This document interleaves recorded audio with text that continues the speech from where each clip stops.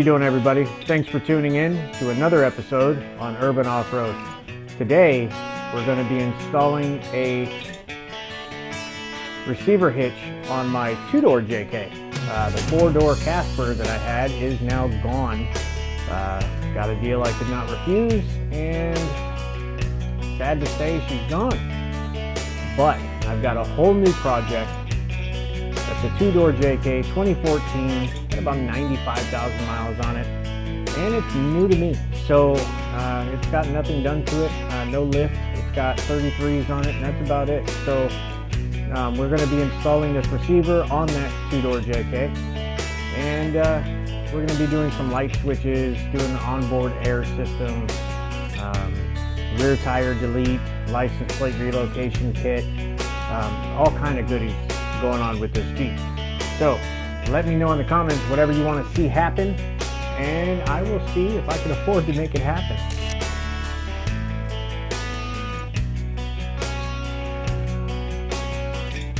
Alright guys, so here it is. This is the Nilight receiver with the receiver guard, some zip ties to connect into the frame itself, and you're going to need two wrenches for this job. You're going to need a 19 and an 18 millimeter. Here's the bolt here. Give you a nice, I believe it's a grade 8. Yep, 8.8 bolt with a nut. Comes with washers, lock washers, the whole deal. This harness here, I'm pretty impressed with. This harness here is literally a plug and play harness. You undo your driver's side taillight. You unplug your driver's side taillight, plug this directly into the harness. It drops down this little 4-pin connector, plug it right in, and you are done. No cutting, no splicing, no damaging your warranty on your Jeep. Here's the instructions as follows. Feel free to pause and read. I'll flip through it for you. Same thing, feel free to pause and read. And the warranty instructions on the back. Now, this is not a how-to video. I'm not going to show you how to install this. Instead, I'm going to show you how I install this. And let's go ahead and get started.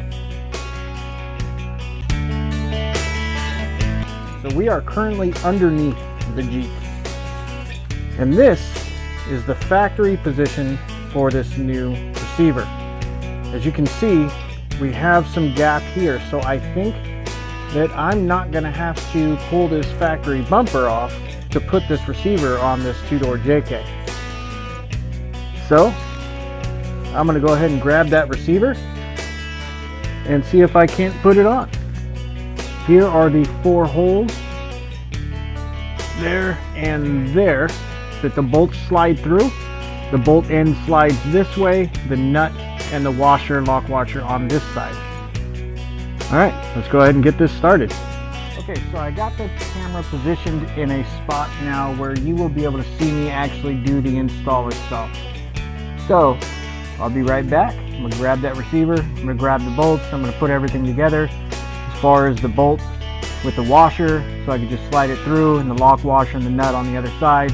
I'm only able to do one at a time, obviously, so give me just a quick second. Next thing you're going to see is that receiver up there with at least one bolt holding it up there. Okay guys, so I've got one bolt up in here, and I'm going to tell you now, I'm glad I did not film that, because above this muffler is a aluminum heat guard for the trunk, and that heat guard is getting in the way of being able to slide in these bolts.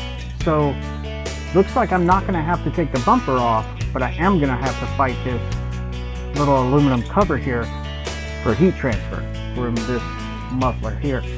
So if you've got a factory muffler, it's going to be a little bit tough. Alright, so let's go ahead and get the rest of these bolts in.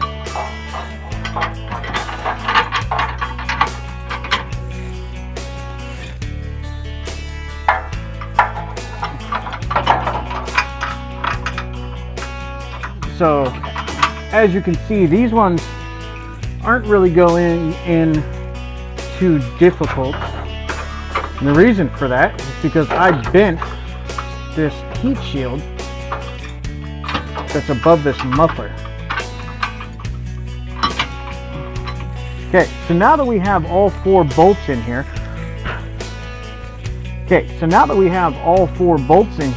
now what I need to do is add 1 more flat washer, 1 lock washer, and 1 nut to every one of these bolts.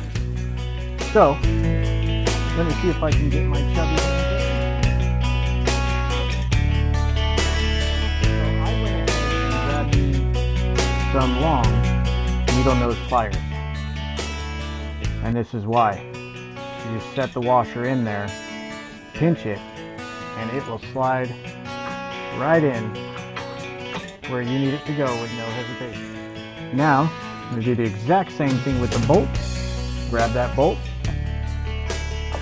slide it right in there. Got to pull the bolt back just slightly.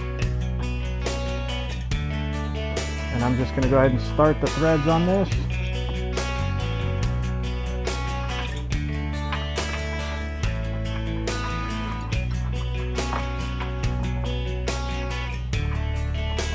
Actually,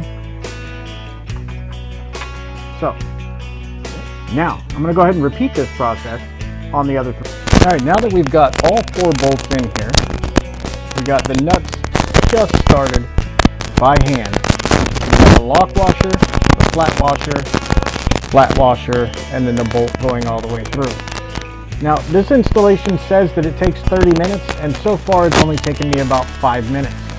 So I'm going to go ahead and get these tightened up, and then the next thing is we're going to go ahead and install that electrical. Okay guys, we are on the electrical portion of this install. Now, because I'm lazy, I went ahead and got my power drill. Now, we're just going to take off these 2 screws here. We're going to remove this, disconnect it, reconnect that harness on there, and we should be good to go. We're just going to wire it down through here. It's going to come out the bottom. Underneath, it's going to go along the frame, and it's going to mount right here on the brand new Nilight receiver. So, let's go ahead and get it started.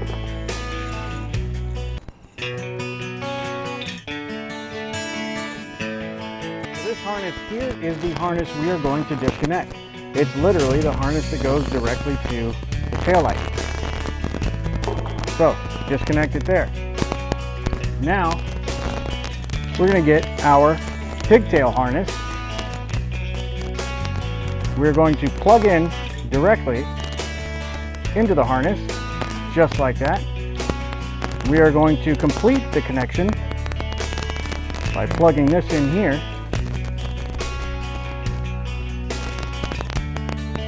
Just like that. And this wire is going to get fed down inside the quarter panel itself. It's going to go all the way down. There's a little piece of foam down at the bottom of the quarter panel to keep all the dirt and dust from getting in there. This is going to slide right out of there. It's going to go along the frame rail and connect where we are going to connect it on the Nilight.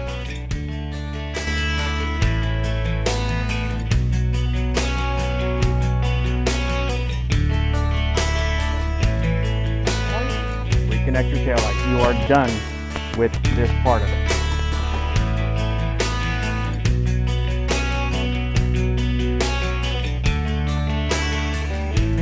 Okay, now that that's back on, let's go ahead and go underneath the Jeep and we will fish the line along the frame using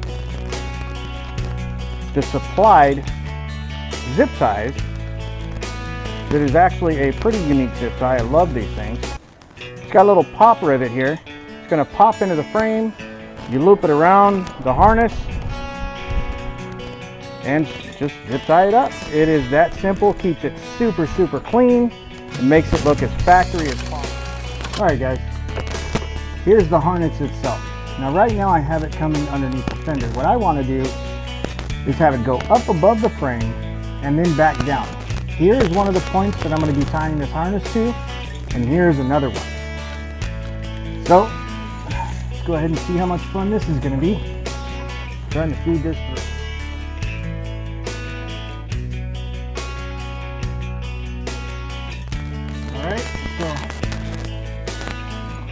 what I'm going to do is route this. I'm going to go ahead and plug this up already. Now when I plug it in, I'm actually going to have the individual end. I don't remember if that's the ground. I believe that's the ground. I can't remember. Anyhow, the plug that this plugs into, I'm going to have that facing the opposite direction. So I'm going to go ahead and plug that up. Pop it in place there, just like that.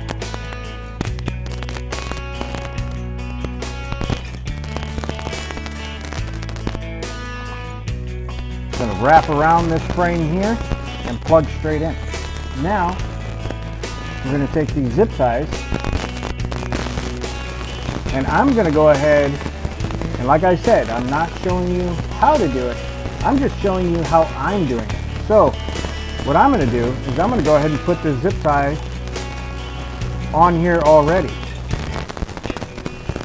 because I know that once it's on this frame and connected, it is more than likely going to be a royal pain in the butt. Okay, so I'm just going to start it.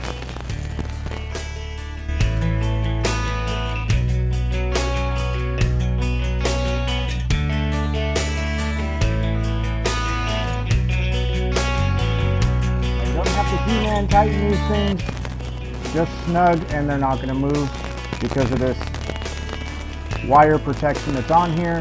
It's ribbed. It's going to mesh up with this zip tie and it's not going to go anywhere. Now I'm going to pull it a little bit snug on this side because I already have my play here and it's still there. So I'm going to pull a little bit snug, pull on this zip tie, get it nice and tight right there. Now I'm going to take all this play and I'm going to put it back up in the back. All nice and tucked along the frame, connected to the receiver itself.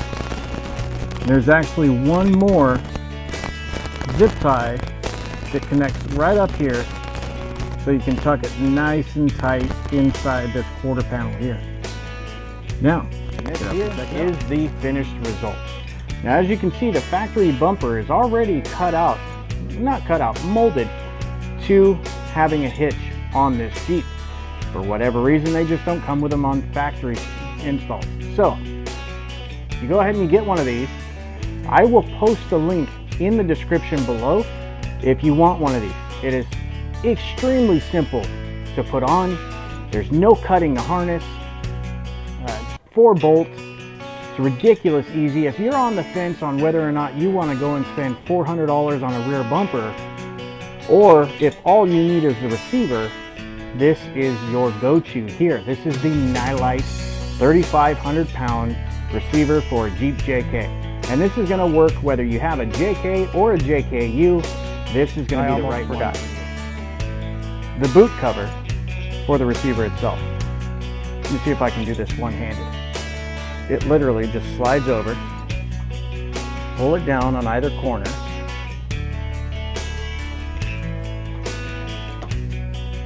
okay. That was a little hard being one-handed. And then it just folds up.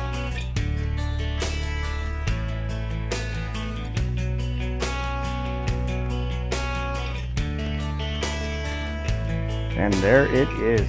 Ladies and gentlemen, we are 100% complete with this install.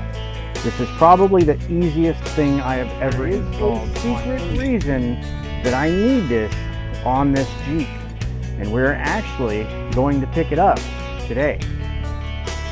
I got my 2 5/16 ball there. Also, just for reference, these are all the tools that I used to install this, minus the ball. Did not use the ball. So I used my knife to cut the package open, needle nose pliers to get in between that nice tight spot that I couldn't get my big old fat hands in, a 19mm, an 18mm, and a screwdriver. Whether you use a power drill or a hand screwdriver, you need a Phillips. And that's it. 30 minutes or less, and you are rolling with a Nilight receiver, ready to pull whatever you need, up to 3,500 pounds. and a 350-pound tone weight capacity. That is massive. And that's going to do it for this episode. So today we installed the Nilight receiver on our two-door JK. If you got anything from this video, please like and share this video.